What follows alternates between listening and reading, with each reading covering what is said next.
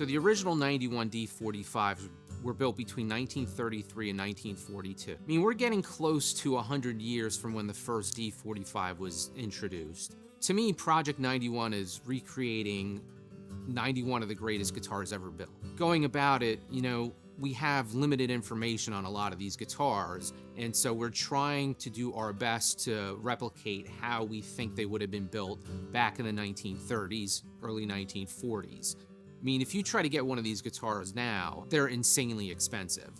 So, I mean, these are going to be pricey guitars, but they're going to be a lot less than an original pre-war D45. I think the genesis of Project 91 starts a few, maybe many years ago. We did an OM45 Deluxe from 1930.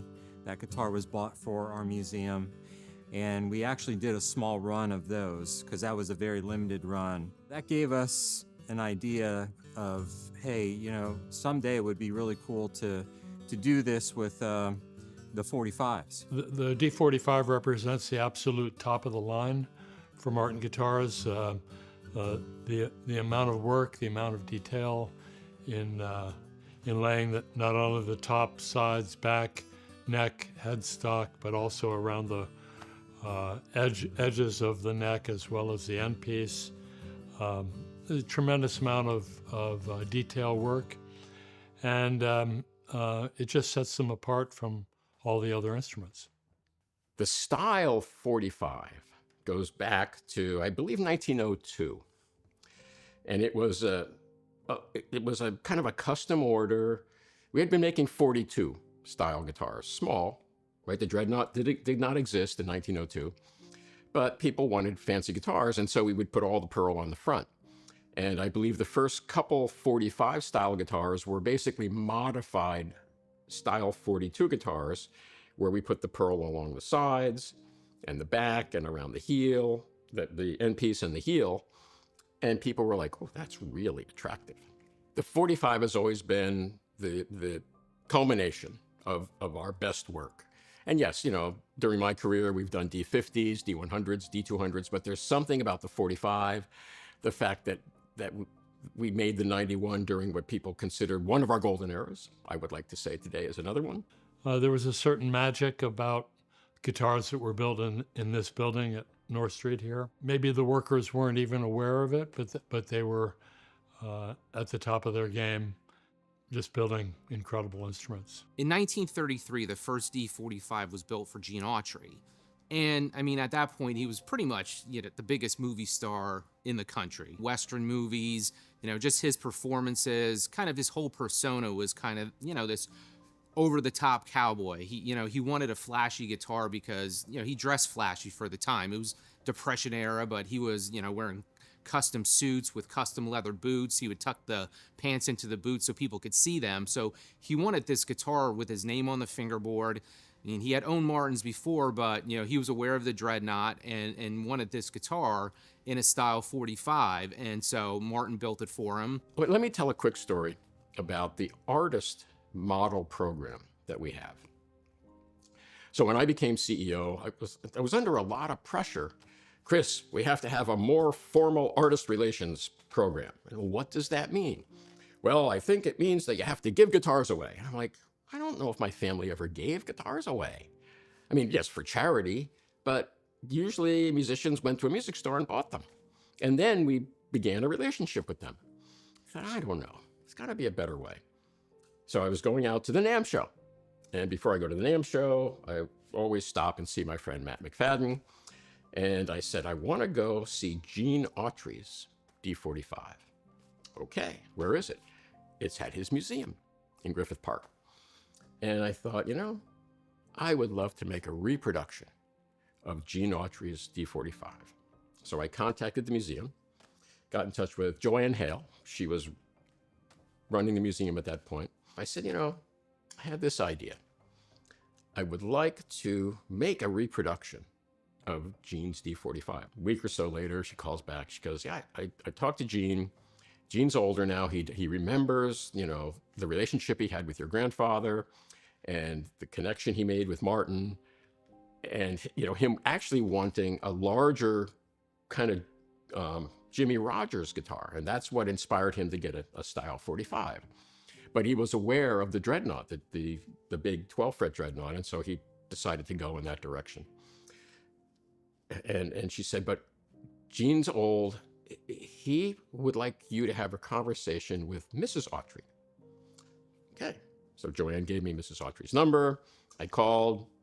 We reminisced a while. She said, oh, Gene, loves Martin guitars. So proud of the relationship that he had with your grandfather and the company through, I think, Chicago music.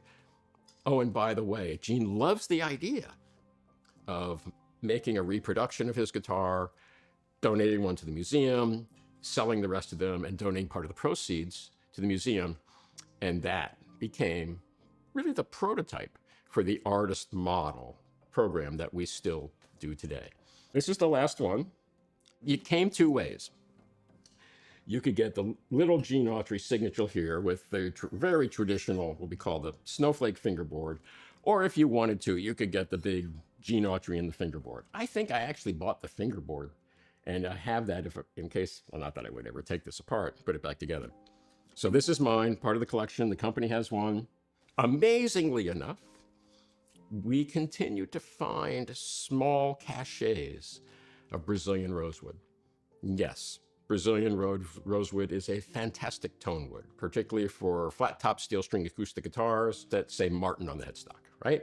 Brazilian rosewood, basically there was an embargo starting back in like 1967, 68, and then it went on the CITES list in 1992, which means from that point on you had to prove that the wood was harvested before it went on the CITES list. That's part of the paperwork I have to check through, but the reason Brazilian rosewood is Brazilian rosewood, the king of all woods, is just when you turn it into a guitar, it gives you this chest thud when you hit a bass note, and it gives you great mids and excellent highs. It is that boom, boom, bada, boom, bada, boom, bada, boom you want when you're whether you're doing blues or bluegrass or something, and the notes are clear on the high end. And I thought, you know what?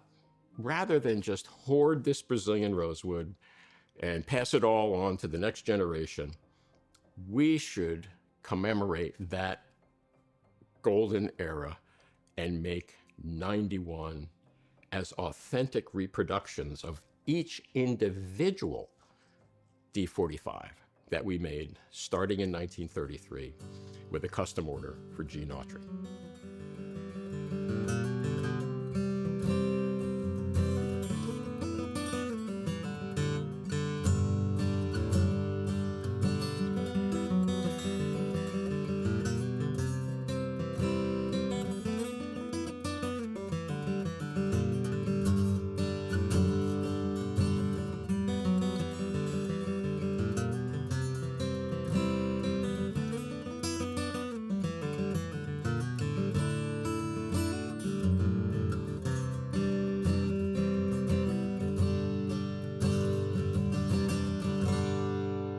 So this is really exciting for me. The first time I've seen it kind of, in passing, but to see it in real life, very cool. But because it was based on the original 12-fret, wide fingerboard, not much of a radius on the fingerboard, slot head, we realized that what people really wanted was a solid head with the kind of tuners that you would install on a solid headstock. And so the second one, even though it's 12-fret, it's got a more modern neck in terms of its shape, its width, and it's got the solid headstock. So this is the second one. The second one was made for a young musician named Jackie Kid Moore. He was like 14 when he ordered this. God bless him.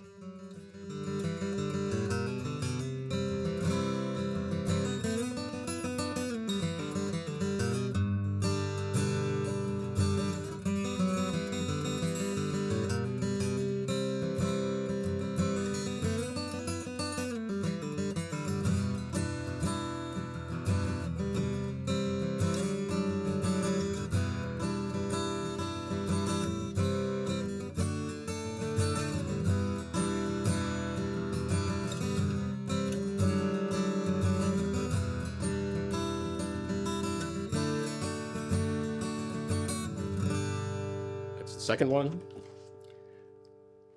And then the third and fourth are more modern in that now they've got a 14 fret neck, square shoulders, solid headstock, narrower radius on the fingerboard. They were wide bodies. Why? What was wrong with, although if we're transitioning from 12 to 14 fret, maybe there was a feeling that the body needed to be even wider. We made two like this.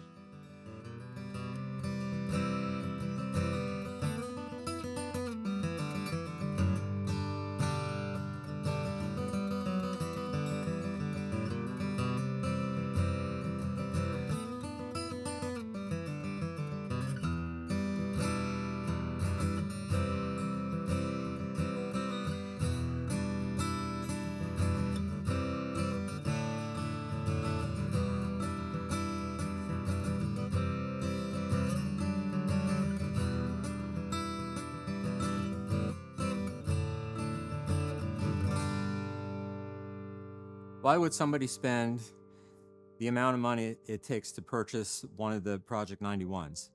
Well, it's only going to happen once. You know, the first time period was close to 100 years ago. So people who bought in there really had something. Of course, most of those people are long gone, but the guitars still survive. And you could be part of this history.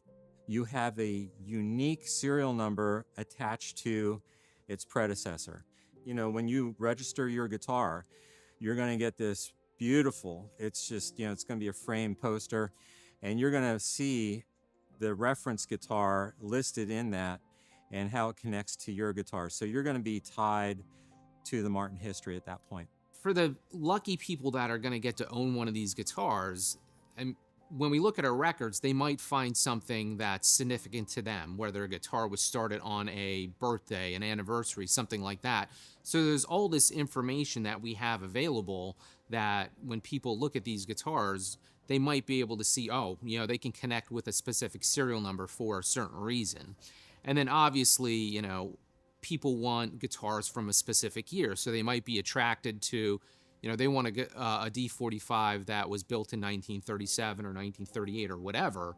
They want one of those guitars, so they'll be able to tell based off of our production now, you know, what year that is based on. Or, I mean, somebody might want the same guitar that's in our museum. They got a chance to play it before and blown away by it, and now might be their chance to own something very similar.